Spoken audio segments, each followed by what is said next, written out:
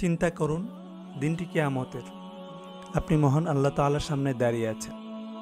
তিনি আপনার দিকে ফিরে বললেন, হে আদম সন্তান, আমি অসুস্থ ছিলাম, কিন্তু তুমি আমাকে দেখতে আসনি। আপনি তো অবাক, স্রষ্টা কি করে অসুস্থ হয়? আপনি বিস্ময়ে জিজ্ঞেস করলেন, হে আমার প্রতিপালক, আপনি তো জগৎসমূহের পালনকর্তা, আপনি কিভাবে অসুস্থ হতে পারেন?